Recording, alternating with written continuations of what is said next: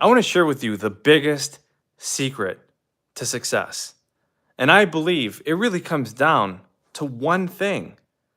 And that one thing is a desire to serve. That one thing is a desire to give back, is to be fully committed in the plan that you know is right for your life. But the only way to know if that plan is right for your life is to fully submit yourself to Jesus Christ. And desire is what really takes you to where you want to go, but the wrong desires can lead you to hell.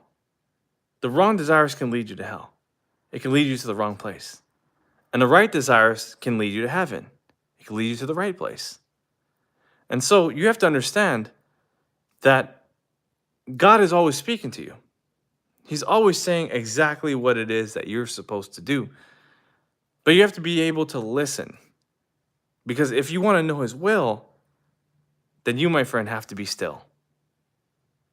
You have to understand that you don't have to rush between jobs and family responsibilities and all the little things that break down in the house and small obligations that you made to people. All those things will be done. But if you are continually flustered and overwhelmed because of things that didn't even happen, then you're not ready for greater action.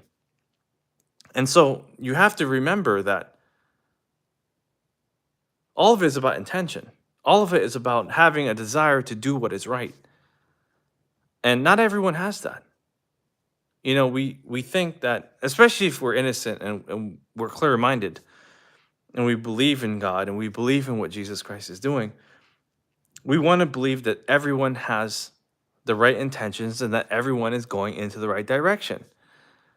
But deep down, we know that there's a lot of people that are confused. We know there's a lot of people that are hurting. They're lost.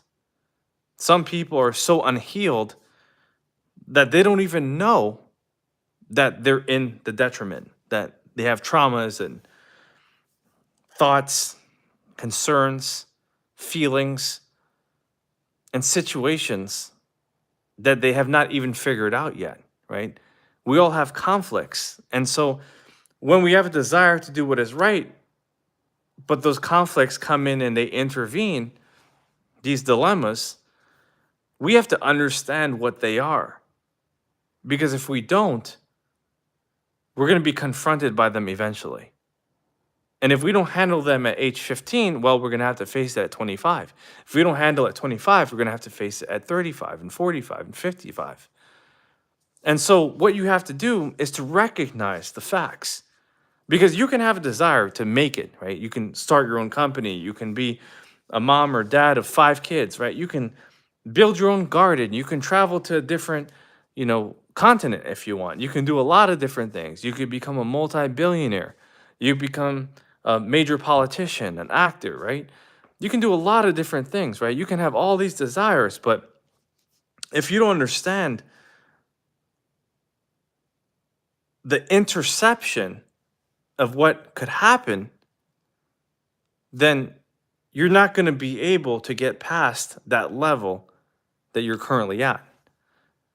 And so remember, when we get to new levels, we have to face new devils because we're dealing with major spiritual warfare here.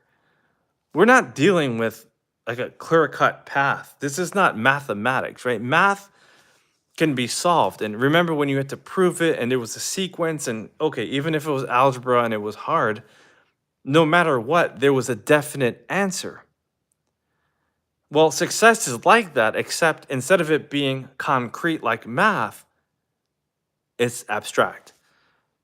And there's a lot of people who might work really, really hard in life, but they still don't get what they want because they don't have the right desires, or because they're putting bait in the wrong place. And that's what a lot of people do. They're fishing in a lake when they should really be fishing in the ocean. They're settling for a fish when they know they deserve a shark. And so what I'm saying is that I don't want you to change the way you wish. Instead, I want you to change the way you fish. Change the way you pursue those desires that you know are righteous. Because if you read Psalm 37:4, it says, God will give you the desires of your heart, but only if those desires are right. Right? Because we know our heart can be deceitful. We know our heart can be misleading. We know sometimes that what we want is not always good. But if we align ourselves to the purpose of God, then He will make sure that our divine assignments are placed within our lives, and then we can get to where it is that He's always wanted us to be. And that's the true way of being free, right? You can only free yourself if you're able to be yourself. But most people are not able to be themselves because they can't free themselves of the evil desires that they have. And no matter who you are, we're all going to struggle. All right, we're all going to face conflicts and problematic thoughts that conflict and contradict the laws of God. That's just how it is, right? Because the Bible says in our heart, we want to kill, we want to steal, we want to lust, we want to curse, we want to lie, we want to cheat. These are natural desires that are deep within us naturally. And the only way we can be cleansed is if we come to Jesus Christ, right? If we go to His feet, if we believe in what He did on the cross, and we trust Him as our ultimate boss, then He will allow us to see through all the garbage, and He'll always be completely honest with His assessment on the things we need to do and the place we have to go.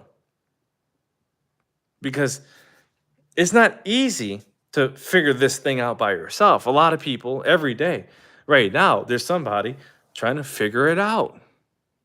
But you don't have to figure it out if God already has done it for you. Right? You don't have to try to understand how this thing works when you can simply just get on your knees for like 30 seconds and just ask God, God, I don't know what to do. I need your help. Help me find a wife. Help me get this job. Help me make more money. Help me to have a relationship with the people that I love. That's all you got to say. You don't have to say all of it at once. You can. When you do deep prayer, that's what you do. But at night, if you're praying every day and you're praying for one new thing every day, that's a start, right? You're saying, God, I just want to make this change. So what He does is that he allows you, He fixes your heart, and He allows you to restart, all right? He allows you to see things through His eyes instead of seeing it through your eyes. And so the things that you thought you wanted originally will start to change and rearrange simply because you're calling upon Him in your life. And you're asking for forgiveness. You're asking for renewal. You're asking for healing. You're asking to be developed. But here's the truth. Most people want development, right? They want it from God. They actually do. Most people want to be trained by God until it stops benefiting their flesh. And then once it comes to that point where it doesn't benefit their flesh and they reject His training, that is when it leads to death, right? Oh, they don't get what they want with their flesh? Okay, well, I might as well give it up and go for spiritual death. It's not really, that's not how they talk. That's not how they think. But that's actually what happens in the spirit world. All right, people forfeit all the things that they could have, would have, and should have had because they have forfeited the training that they could have got from their dad, God the Father, right? God could have gave them everything they ever wanted, just like a father or a mother gives their child the toy that they asked for on a holiday or for their birthday, and except God does it better than our parents, right? And they decide, I don't want it that way. I want it my way. I want it my way. They think, right? And they persist in their stubbornness. They continue to believe that the only way they can receive is if they do it the same way other people are doing it. So I've seen people, right? I've seen people who they work a certain job and they're like, I'm gonna get it with my own effort. If I make 100,000 or 500,000 or $1 million a year, I will make it.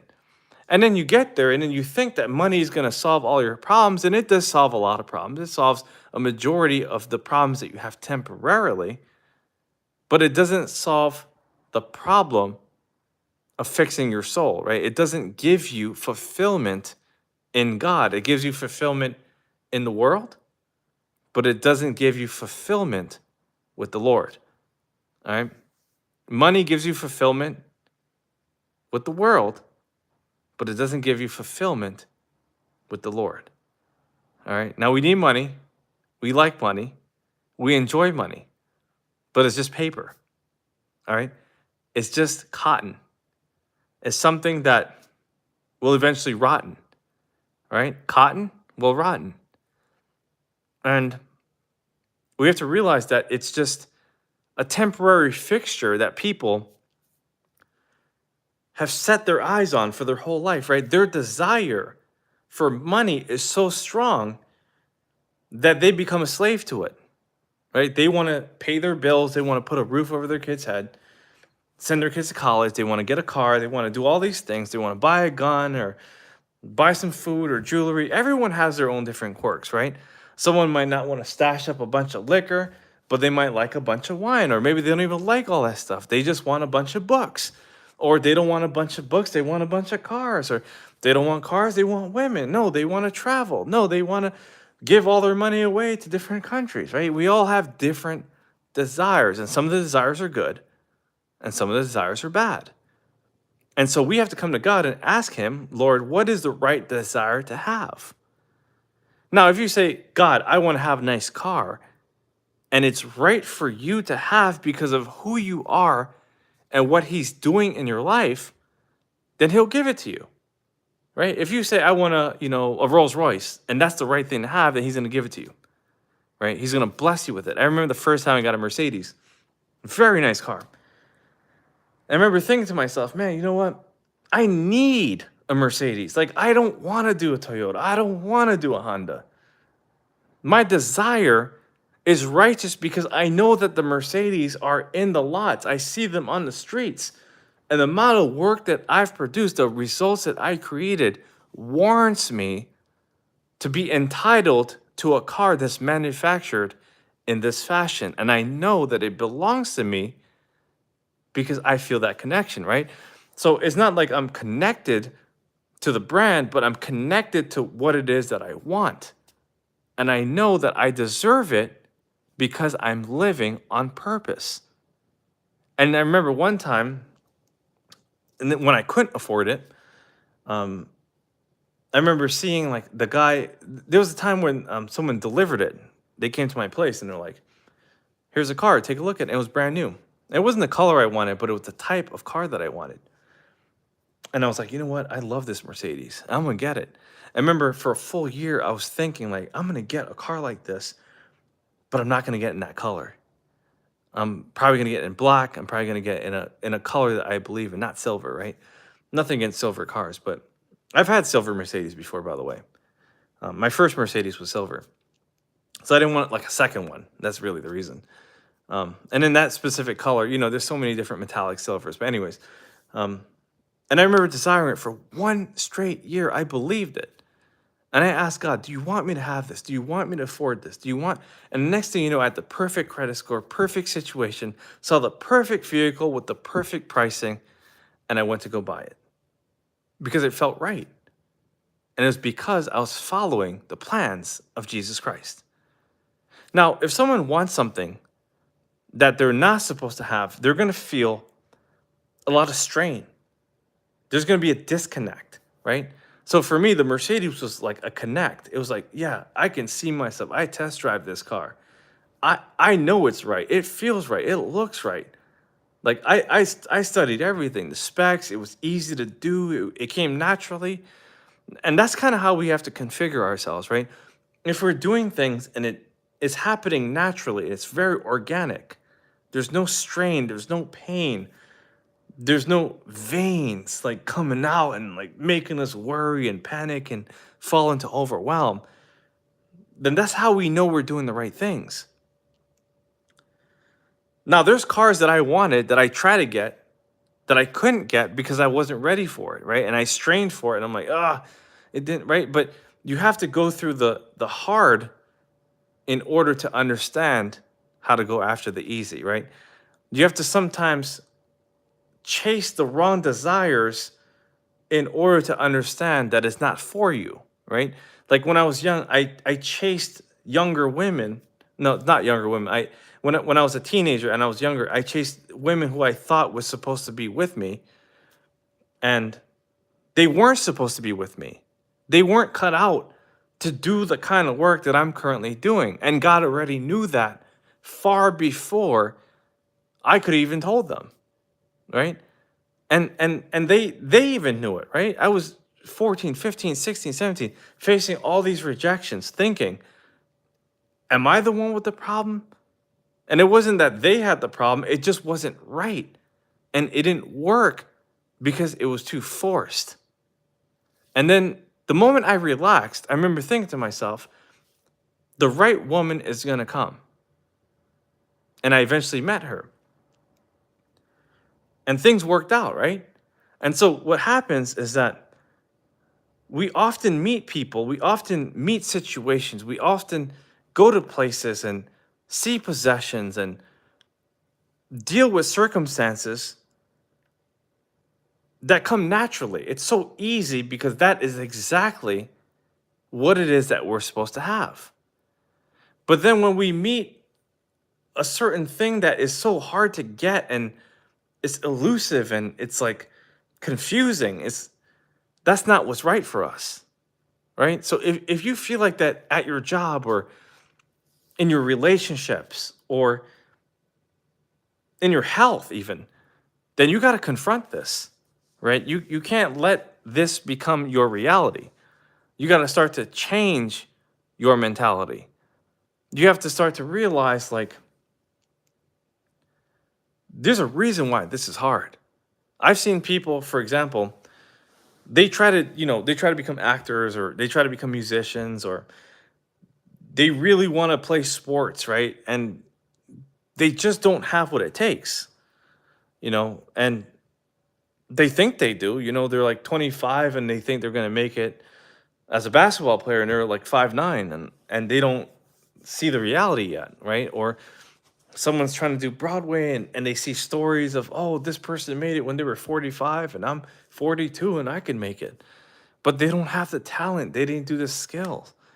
They didn't train for this, right? So some people don't embody, right? They kind of are delusional in their thinking. They're kind of like wishful and they hope that things will work out. I always tell people that when they say they want to write a book or they want to speak or they want to be in a business, I'm like, you sure you want to be a businessman? You sure you want to write a book? You sure you want to speak to 10,000 people? Because like everyone wants to give advice, but who wants to study?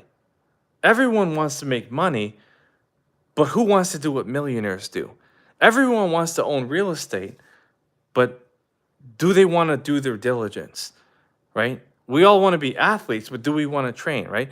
We want to be richer, but do we want to actually deal with the consequences of what it really takes to be rich, right? Because when the IRS starts sending you letters, then that's when you start really saying like, I don't know if I want to do this, right? Because when you're rich, you get those letters, right?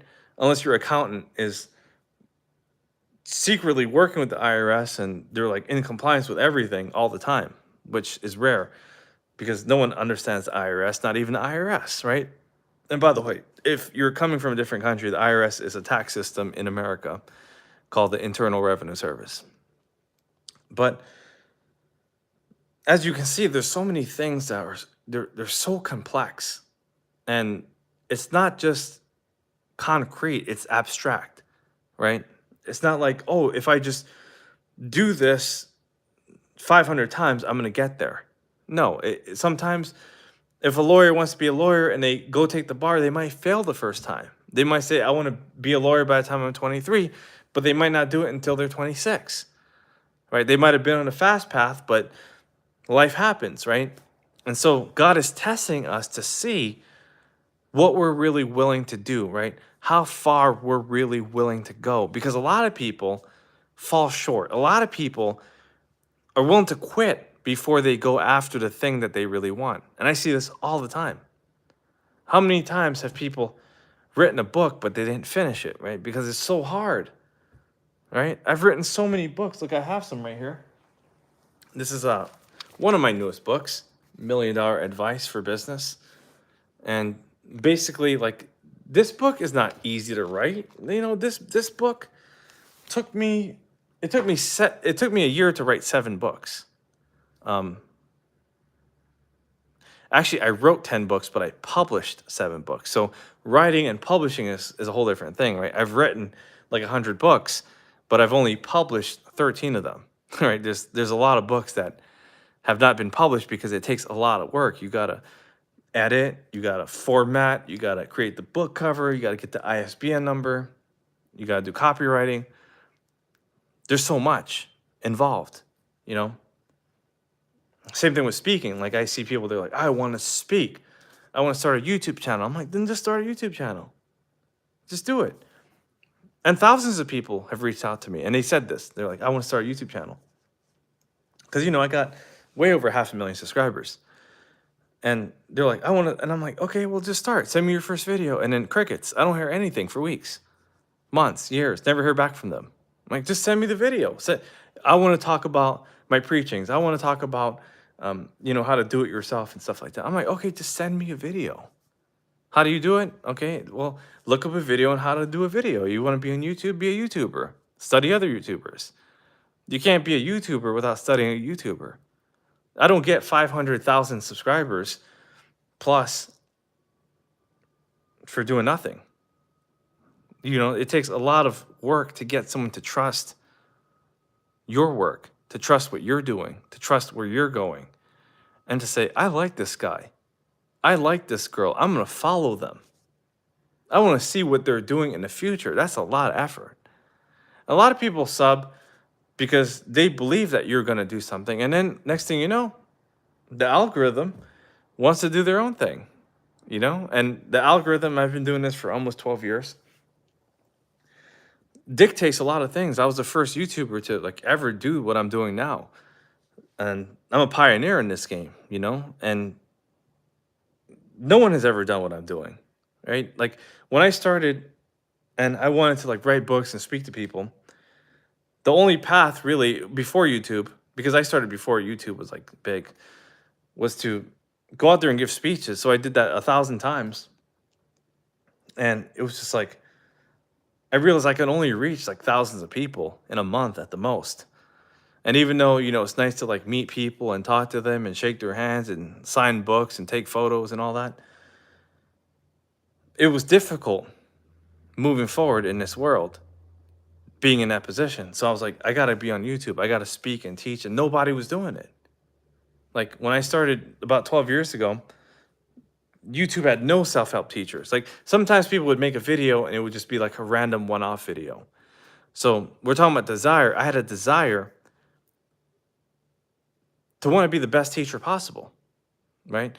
When I talk to people, sometimes I ask them, what do you want to do on YouTube? How do you want to teach? And I want to make the most money possible. And how much do you charge for a speech? I'm like, man, that's not what this is about. If you want to make $50,000 on a keynote and that's all you want to do, you're never going to make it. You're never going to make $50, right? I mean, if you force yourself and you kill yourself to get there, you will. But if you're trying to do it the right way, you're not going to make it happen because there's a lot of obstacles and challenges that you're going to have to face before you ever encounter that kind of success. And so there's a lot of things you have to do. There's not just setting up your YouTube channel and making sure you understand lighting and making sure you're dressed well and making sure you're articulate. I mean, that's how many people can do that alone? but also filming, knowing your angles, knowing what to say, knowing how to say it. For me, I had to overcome a massive stuttering problem. Like I couldn't even look people in their eyes or shake their hands confidently. And I realized, like, okay, if I have a deficit, my desire is to become the best. I'm going to learn everything I can about this game. Just like an athlete, right? They learn about the rules, they learn the refs, they learn their competition, they learn their coaches, the training staff. For me to teach in my field, I had to study the best. And I studied everything and everywhere. And I looked high and low. I studied the smart people. I studied the dumb people. I studied the people that were doing it right. I studied the people who were doing it wrong. I studied the people who thought they were the best. I studied people who were the best who thought they were the worst. You know, for example, this guy I met, he coached like small business people. But he was so profound. I read his little book. Nobody even heard of him. And he was so humble, right? But the book was so pivotal in my life. And I'm like, I thanked him. I'm like, look, if only 10 people read your book and I'm one of them and the other 9 it didn't matter. Like this book changed my life, man.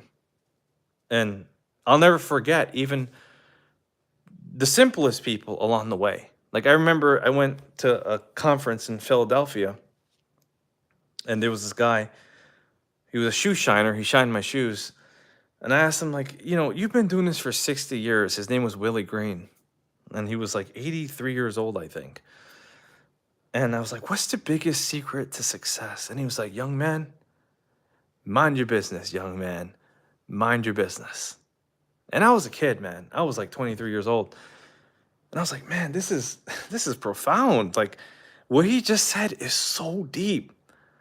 Like it just hit me. Like the Holy Spirit just came upon me and he was like, mind your business. Like, don't worry about what he's doing, what she's doing, what they're doing, and how they're setting up and how they look. And he's just like minding his business, being a shoe shiner, being happy with his position, right? He could be richer, he could be further, he could be smarter, better looking, all this stuff, right? Everyone can always do that. But his philosophy was simple. It was just like, do what you do. I mean, a shoe shiner could easily say, oh, the world is changing. Nobody wants this anymore. Nobody wears shoes. But to be consistent for 60 years, like I love longevity. I don't care if someone's shining shoes or sweeping floors. If someone's been doing something in the best way consistently for a long time, major credit. Like you deserve you deserve the success that you have, because success is not just money. It's about being who you know you're supposed to be. It's about being like able to express yourself in a way that you know is best for the people that you want to serve. And a lot of people can't do that because they're held up in a job. I talk to a lot of people and, you know, they work in corporate or they work in like very rigid institutions that force them to conform in a certain way that is like devious. Like it doesn't even allow them to train for who they need to become. It only allows them to train for what that job wants them to become. And their whole goal basically is to do what the banks want them to do so they can secure a loan. Do what the banks want them to do so they can secure a car, and give back to the alma mater so they can continue to network and, you know, fall in line with those systems. And I'm not saying that's wrong to do things like that. But if you're stuck in a way of thinking that debilitates you and prevents you from reaching your full potential, then you're not letting God do the thing in you that he can do the most, which is to save you, to take you to the next level, to use your natural talents and abilities on the highest level. And that's one thing that I vowed to do for God. When I was 21 years old, I said, God, I surrender my life to you. Like, what do you want me to do? He's like, just use your talents every day. No matter, Like, don't ever worry about money because money is always available. Like, if you continue to do the right thing, you'll always have money. I was like, all right, well, if that's what you want me to do, then direct my steps. And he showed me little by little every single day. I started talking to one person, then I started talking to 10 people, then I mastered 10, I got to 20, then 50, then 100, then 1,000, then 10,000. And now I think we reached like at least 100 million people a month, at least. Which, is not the highest number. I'm not saying I'm the greatest celebrity in the world or I'm a hotshot of any kind, but to know that there's people right now studying and learning, I'm a fulfillment. I'm the embodiment of the thing that I wanted to do when I first started. Now, when you first start, sometimes there's doubt, right? Sometimes, you believe in a dream, but then you look at the distance that you have to go in order to get there, and it starts to feel impossible. It's like, oh man, like look at how they're doing it. Look at where they are. And like Willie Green said, mind your business. Just focus on what you need to do. Focus on the goals you need to pursue. And every day I just wrote my goals down. I have a book of goals and I just write down, like, what do I expect for the month? What do I expect for the year? What do I expect for the year? 5 years, 10 years, 50 years, and I just think I always conjure up ideas. And if you want to become a great entrepreneur, that's what you got to do, right? You can't just like jot down random ideas and throw it in a drawer and never look at it again. And then when you need it in 7 years, you don't know where to find it. No, you got to be organized, because when you organize yourself, you organize your life. And when you organize your life, you organize your success. In fact, when you organize, you make more money. And when you make more money, you can use that to get more organized. You can get that to be, more in tuned with who you need to be and where you need to go and what you need to do. And so people tend to take advice from randoms. They take advice from like people who just conjure up opinions. And you got to surround yourself with people who are doing things. You got to surround yourself with builders, not blamers. All right. You can't surround yourself with someone who's like, oh, my business didn't work out 17 years ago because someone robbed me or this happened or that happened. Nah, man, look, unfortunate things happen to everyone. Okay. Even Jesus Christ was nailed to the cross. Okay. And he was perfect. He did not sin one time. And unfortunate things happened to him for no reason, betrayed, right? So I faced major betrayal. Everyone has, who's made it, right? If you haven't done that much and you're just living a normal life, and you might have faced little betrayals, you probably have not faced big betrayals. But if you face big betrayals, then trust me, I'm with you, and more importantly, God is with you. He understands. Then just understand that this is not the ending. Okay, this is not where it ends. This is where it begins. This is just the start. This is where you get to check in and say, God, please refresh me. Please help me to rebuild. Help me to make some changes so that I never make the same mistakes again. Show me how to become a better version of myself, because one day, right, you can wake up tomorrow and you can have the perfect day. And another day you could wake up and all you want to do is just sin and throw your life away. Like, that's how life works sometimes. Even if you're like the most motivated person, you could just be like, man, I just don't want to do this anymore, right? If you talk to enough people who've achieved success, if you ask them, have you ever thought about quitting? People with egos are going to say no. I never thought about quitting. But everyone has thought about quitting, right? Everyone has thought about giving up. Everyone has thought about throwing in the towel. All right? Because at the end of the day, we're humans. We're animals, right? Animals have so many limits.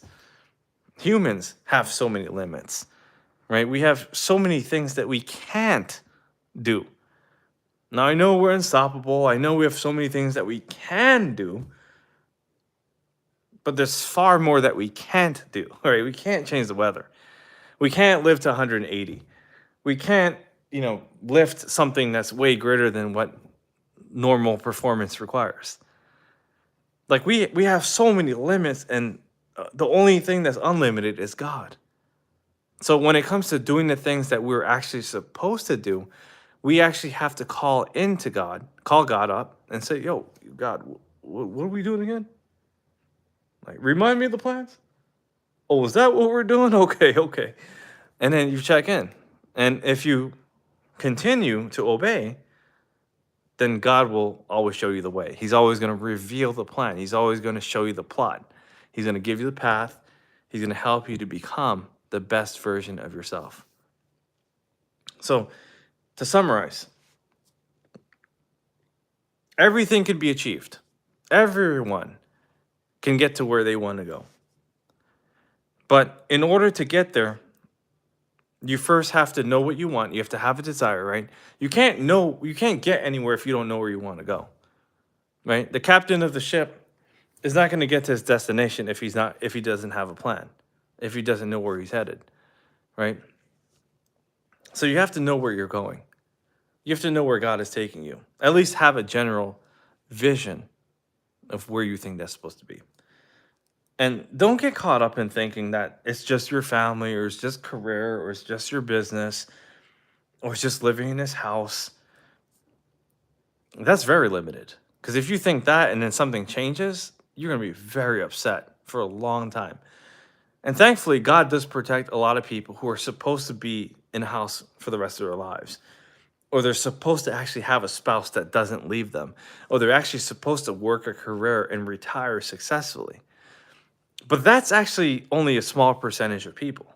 All right? He does protect people. But some people, well, he protects everyone, obviously. But I'm saying he does protect people in that way. But some people are shocked. They work for 20 years and they're just fired on the spot. They don't know what happened. They were making so much money and everything was going right. They might have even been doing everything that they're supposed to be doing at the job. But they just got canned. They just got kicked off for no reason or for unfair reasons. Or someone might have been in a marriage for 33 years and their wife or husband are just like, "I'm done." And you're like, "I don't understand. Like, what happened?" Right? Like, you didn't tell me. There was no warning. It was all of a sudden. You just picked up your things and left. You picked up my things and left. I've seen it. But the reality is that you have to know what this means. That's where wisdom comes in. Okay, you have to like consult with God and ask him, what does this mean? What am I supposed to do? Where am I supposed to go? Who am I supposed to become? What are you teaching me right now? Right? And talk to him. You can talk to him. I feel like I'm intense with God. I'm like, "God, tell me exactly, like, you know what's happening here. Like, I know, and I know you know. So just tell me what's going on. Reveal the answers, oh Lord." And then he finally does, and he's like, "Well, Daniel, this is gonna happen, that's gonna happen. Watch out for this, do that." And I'm like, "Oh man, now you're giving me all the answers. Too many at once now." And that's exactly what he does, right? I think James says that. Don't be afraid to ask God for what you want. And when he finally reveals it, don't get mad because you asked for it, right? He tells you exactly what you need to do if you're continuing to obey his plan. And I'm telling you, my friends, there's a lot of things in this life that doesn't make sense. There's a lot of things that are unfair. There's a lot of bullying. There's a lot of toxic people. There's a lot of people who contradict. I met a girl one time and she was working at the butcher shop and she said she's a vegetarian.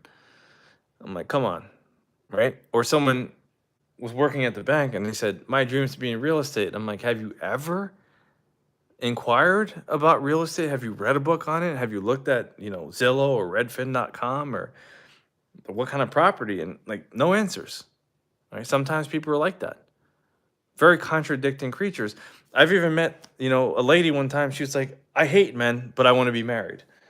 I'm like, it's not going to work like that, Like, it's like you just can't do it. You can't say one thing and want another. Jesus Christ said, "Let your yeas be yeas and your nays be nays," right? And also the Bible says that a man or woman that's double-minded is going to be stumbling in all their ways. And that's what a lot of people are doing right now. They're stumbling because they need humbling. Like they're going so many different ways. So all I'm saying is that the desire has to be right. Okay, you can want nice things. You can want a nice house, a nice car, a nice spouse, a nice relationship with your family and friends and connections and food and wine and travel and all the good things in life. You can have it all if God wants you to have it. And if he wants you to have it, he's going to make it known. And you're going to have to do the work required. So this is what I tell a lot of people.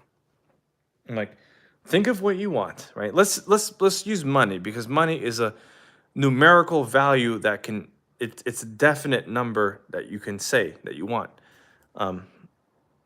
If someone wanted $10 million, for instance, I would ask them, what are you willing to do?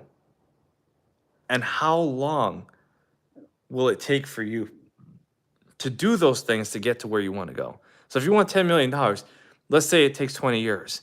What are you willing to do in those 20 years to get to that number? Now, if 10 million is too much, let's say 2 million, right? Or if you want 1 million and you want it in 5 years, what are you willing to do? What are you willing to sacrifice? I'm talking about good sacrifices now, not bad sacrifices, because you can go to God or Satan for the things in this world that you want. Let me make that very clear. If you talk to the devil and you're like, I want $1 million in 5 years, I'll do anything, I'll sell my soul, he's going to give it to you, but he's going to take a lot more than $1 million. So it's going to, the price of doing business with the devil is really high, and I don't recommend it, but a lot of people still do it. Now, if you go to God, right, and you say, God, I want to make $1 million in 5 years. I'm healthy, I'm strong, I'm smart, I know I have what it takes. I know I can do this. And he's going to give you the plan. All right? He's going to say, okay, well, you got 60 months, do this, do that. You're going to have to say no to this person, and you're going to have to drop this opportunity because I have something else that's coming. And sometimes when you leave people, or certain people leave you, or you have to cut something out of your life, it kind of goes silent for a while. All right? It's kind of like, what's happening? It's a little eerie. And you're like, I don't know what's next. Like, because you don't know. And then few weeks, few months later, something else pops up that you never would have saw coming, because God has prepared you, right? You asked him for what you want and what you need. He took it out of your, he took something else out of your life, and then now is replacing it with something new, right? And then pay the price, right? Do the thing that you said you were going to do, right? Now, hopefully you have goals that go longer than 5 years, if you can. 10 years, 20 years, 50 years, I think 5 to 10 years is pretty reasonable, but you should have a lifetime goal, something that you want to do by like 85, for instance. Like I want to be writing well into my 80s, my 90s even. I want to be able to speak. I want to be able to hold up my great-great-grandchildren. I want to be able to do a lot of things in those late years. A lot of people just tap out and they want to retire. And I want to be able to be able to squat in my 80s. And get on my hands and knees and step up and do push-ups and, be able to walk miles and even play basketball if I can. Like, it's good to have big goals. It's great to have big expectations and strong desires, right? You can have that, but just be willing to put in the work. And if circumstances come, which they will, certain ones, you just have to know what to do to prepare for it and how to respond. So what is it that you want? If it's money and you want to become a certain kind of person, then that's great. But write down all the goals. Let's say 2030, because right now it's the end of 2025. We're about to jump into 26. And you say, okay, 5 years, 26, 27, 28, 29, 30. In 5 years, I want to do this, and that. All right? I want to achieve this and this.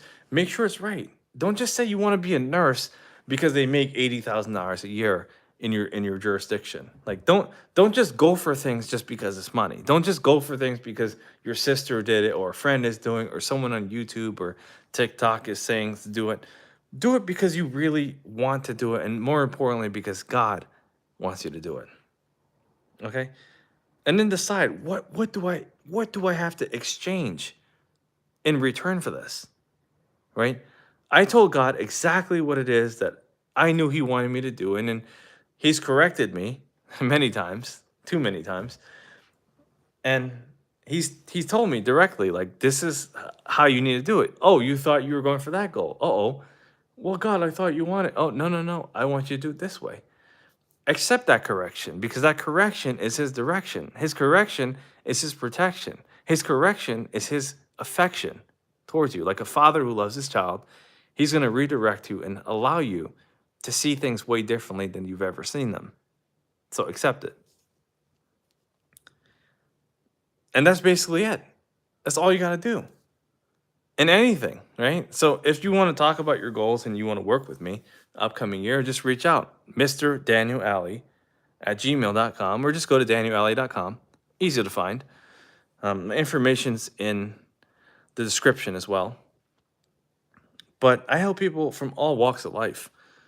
And so if you want to make a radical change and you know you got to do something different and you're tired of being in the same situation, you might have some stagnation, or maybe you're doing well, but you want to do even better, then let's work together. We can do it. You know, we can become exactly who we need to be in the Lord if we have faith, if we trust in his name, if we continue to use our talents in the right way with the right people at the right time. And God is delighted and excited to bless us. He wants to give us everything, right? It gives our Father great pleasure to give us the kingdom, right? There's many mansions in heaven. If you put the kingdom first, then all things will be added unto you. Not some things or most things, but all things. You'll get everything you want. But you got to continue believing and receiving, right? Receiving is big. You can't just give, and never receive. And you definitely can't just receive and never give. You have to be willing to do a lot of both. And that's what I'm doing now. That's what I'm always doing. And I want you to do exactly what Christ wants you to do. He gave his life up so that we can have it all. And here we have it all. And are we willing to give our lives up for him? Because if we do, we'll always win and we'll overcome that nasty power of sin. So remember, Jesus Christ is Lord. Have the right desires. Do more than what you're required, and you'll be able to have it all far before you even retire. My friends, this is Daniel Alley. I appreciate you guys. Much love. Everything is going to work out. All right, we got about a month and a half left of this year, approximately 45 days. And I'll be traveling to a lot of new cities. Some cities I've been to as well. So let me know your location in the comment section below. And also, again, write me at mrdanielalley@gmail.com. We'll talk. And we'll make big things happen. So I'll see you guys next time. Many blessings to you. And God is powerful. He's going to do everything that he said he's going to do. I'll see you guys next time. All right. Take care. Bye-bye.